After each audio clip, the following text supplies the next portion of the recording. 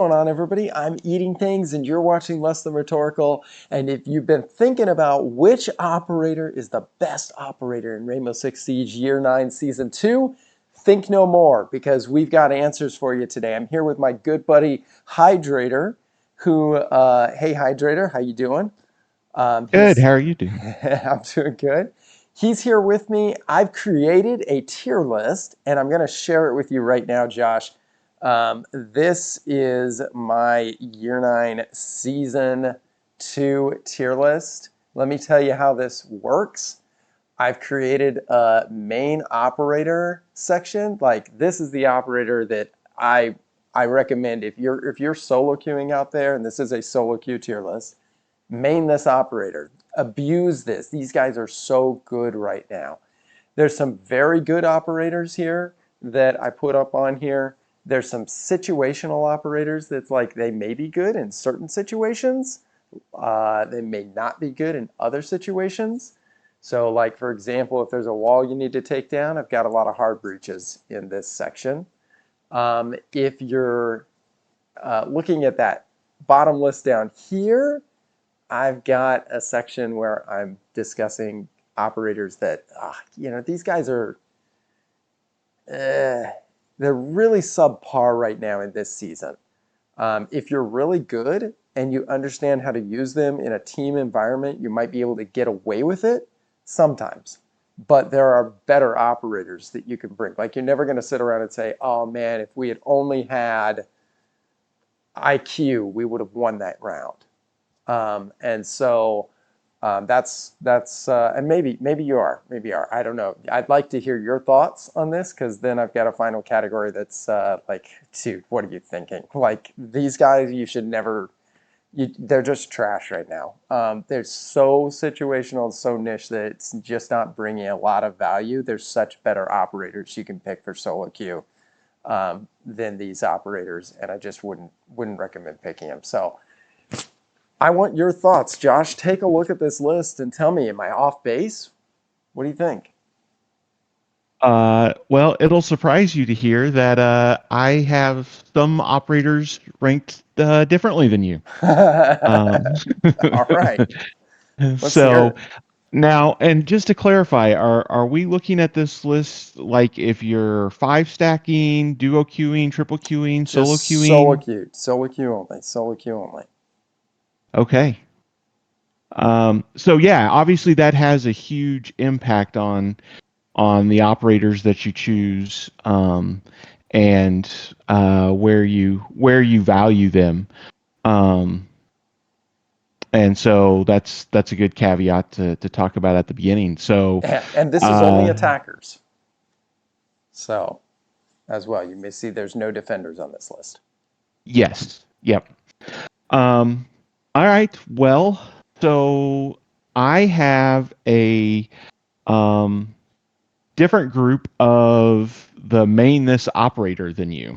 Oh, I want to hear it. Who do you have? Okay. All right. So I think Buck is pretty solid there. To me, he's right Okay. on the line between mainness operator and good. Okay.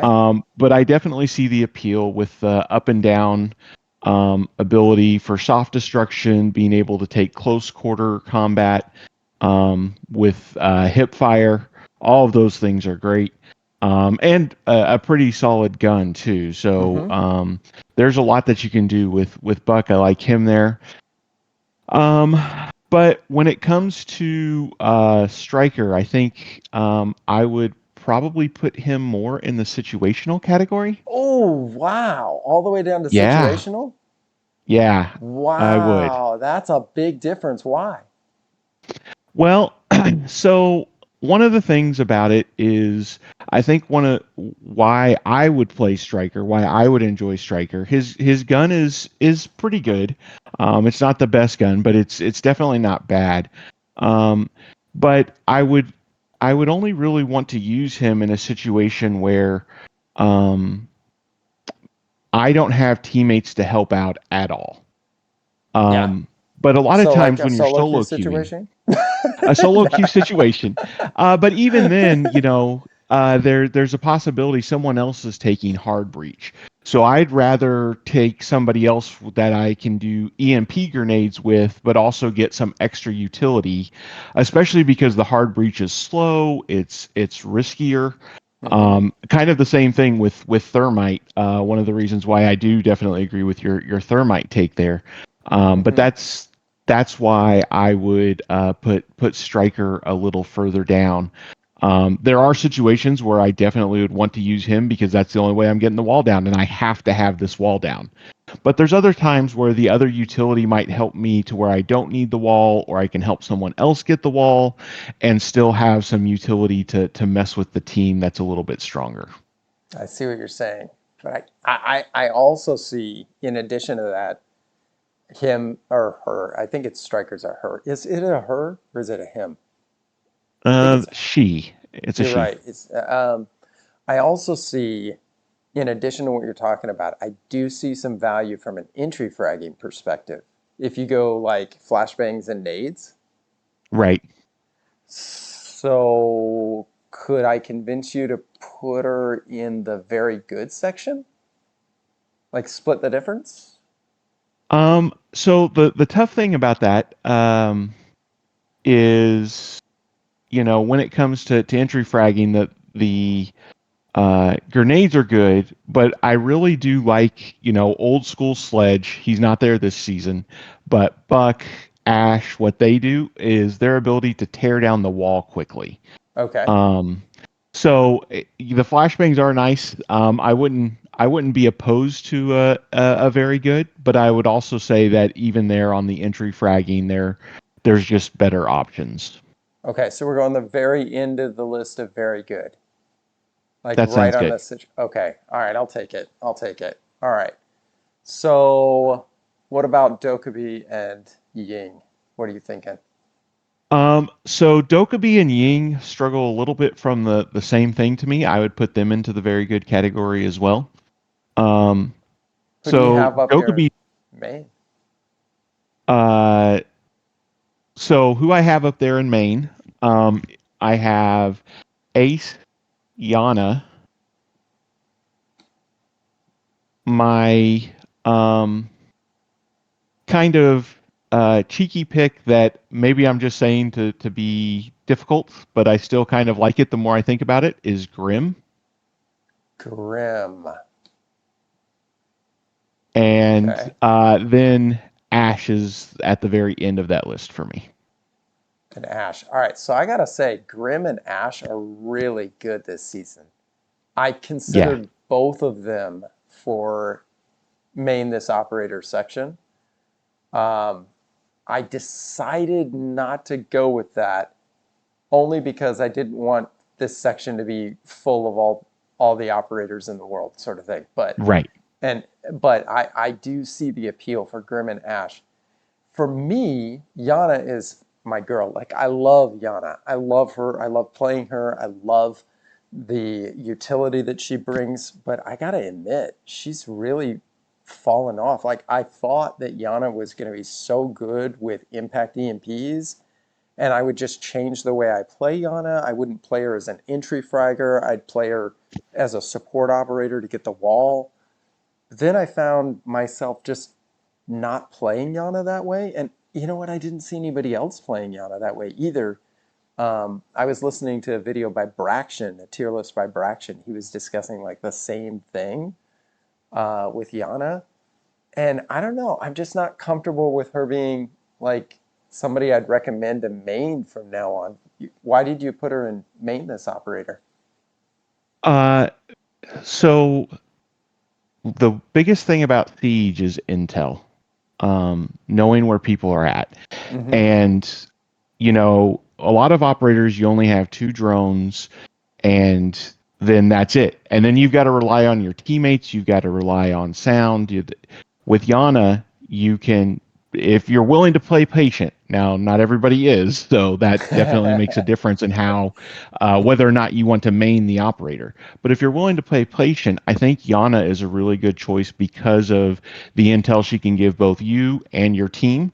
With pings and callouts, depending on how you're playing solo queue style, but you Mm-hmm. don't have to rely on anybody else for information. You can provide it for yourself. Mm.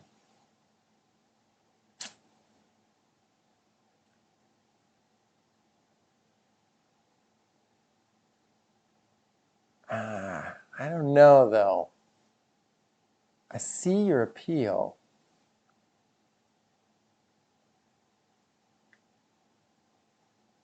Yana kind of stumps me a little bit. So I see your appeal, but I feel like the information alone is not enough of a kit to deal with the information. Like she gives the information, but if like you're solo queuing and you got four guys that aren't listening to the information, you may not be able to clear that shield or to act on that um, information fast enough to be able to get in there, because once you deactivate the clone and you move in, people have moved positions. Like, I mean, you could say the same thing with a drone too. So Well, and I do her think, guns are still good. for example, her guns are good, and the impact EMP.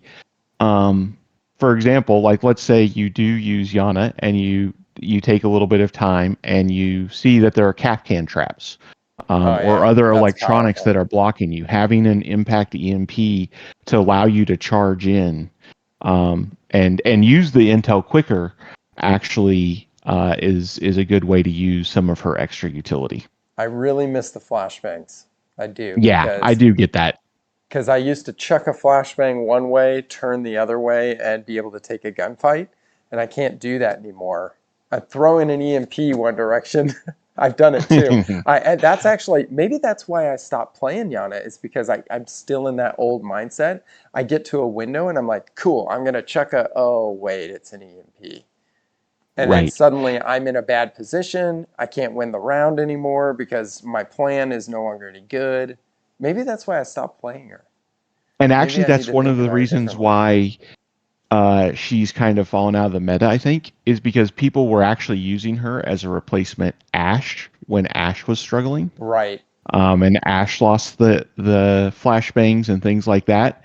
Um, they were using her as a replacement Ash, so that made it to where um, a lot of people that were playing her as an entry fragger.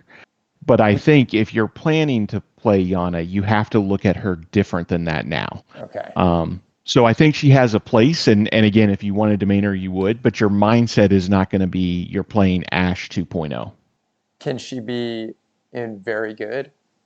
Yeah, I'm Like, okay with that. is she better than Finka? Yes, Okay. I think All so. right. Then all right, I'm gonna put her in very good. That's where I'm gonna settle. All right. So So here's my most controversial take on your top. all right, let's hear it. All right. Dokkaebi should definitely not be up there. She That's should be in fair. very good or situational. Okay, I'm gonna move her to very good, and I'll tell you, I'm okay with that. I'm really okay with that. Here's why. Um, Dokkaebi's utility is overpowered. Yep. It really is. The maybe is the best utility on the board for clearing roamers. Maybe is. Um, I know people can say, well, mute can counter her, or vigil can counter. Well, vigil can't. Mute can counter her, but mute isn't running around on the board as a roamer carrying a mute jammer around, standing on it everywhere he's standing. Like it's just, I mean, and if he is, then you hear the mute jammer and you know somebody's nearby. So I really think she's the best for clearing roamers. It might even be better than Jackal for that. But the problem is her guns. Yep. Like they're so mid, and that's And at a certain point in solo queue, mm-hmm. um, you need to be able to win multiple gunfights, Yeah. and All right, you I'm need to gonna go. carry your team by kills. I'm okay with that. I'm okay with So, that. and actually, that's a little bit of my concern with Ying. I'm not sure it's enough to drop her down, but if I was going to have a concern with Ying, Mm-hmm. um, that would be my concern with her. The one benefit I see to Ying is that you can toss flashbangs. You can toss. I'm sorry, I said flash. Yeah, I mean it's her candelas. Super Yeah, you can flashbangs. toss in candelas. You can toss in smoke grenades and burn utility. Two smoke Yep. grenades, one flash, and you've burned out all the ADSs in the room, everything Jaeger brought. She's complete counter. Now she's still got 3 flashbangs left, can throw them in, and she's got total sight control. If you're good enough, like if you Right. position where you throw them well enough. She can also, like where I would go to that window, for example, and get ready with Yana to throw a flashbang over, now I just go with Ying. I can chuck that Candela in, chuck another Candela in, and I can jump in and see through him. I'm not worried about flashing myself. So I've got that control of the map instantly. And so she's a great entry fragger right now and being slept on, I feel like. Yeah, I definitely see that. So what All would you right. do with her? So You want to leave her in yeah, I'm main this fine leaving operator? her up there. Okay. Yeah. The So the ace biggest jump pick I think I made was ace to. went all the way from situational to main this operator. I had a real problem with ace because I did not want to put him in situational. I wanted to put him in very good because I think ace is better than thermite right now for solo queue. Thermite is a better hard breacher, makes a bigger hole, but I think ace is a better solo queue hard breacher, and you can stop bandit from bandit tricking. If there are 2 aces on the wall, bandit tricking is over. You know, as long as you've got Yep. Thatcher. So I wanted to go very good with him, but ended up saying, well, it's still based on the situation. If there's no wall for you to get down, is it really, is he really like, would I bring ace every single round? Would I bring him every single round? And I thought to myself, and I thought, well, no, I wouldn't bring ace every single round. I'd pick Ash for some rounds, or I'd pick Ying for some rounds, or I'd pick Buck for some rounds, especially if I wanted to play vertically. He's got I mean, he's got breach charges, so he could. Well, That so was my here's thought my process. counter to that. I don't disagree with you that there may be times, but the style of play you're talking about there is flexing through various roles, Uh huh. Yeah. which is not necessarily bad, but also in a category named main this operator. All right. If you're going to pick a hard breach, it needs to be ace. All right. All right. You've Um, convinced me. he has a You've great you've gun. convinced me. He's safe. That's the biggest thing. Everybody else, there's a ton of breaching in the game. Nobody else is as safe as Ace. No one has the destructibility. And it's always good to bring a hard breach, even if you're Okay. not getting quote unquote a main wall. There's a lot of places where you can mess with the defense if you bring hard breach that you couldn't without. All right, guys. So there you have it. That's the main this operator category for the Year 9 Season 2 tier list. Check out other videos that I'm going to have coming in the future where I'm going to be discussing some of these other operators and where I might move them around. But here you go, guys. Main this operator category is done. It's set. And I hope that helps you guys out with some of your gameplay and your solo queues so you can win more matches. Thank you very much for watching Less Than Rhetorical. Please like and subscribe, and we will see you in the next one. Peace.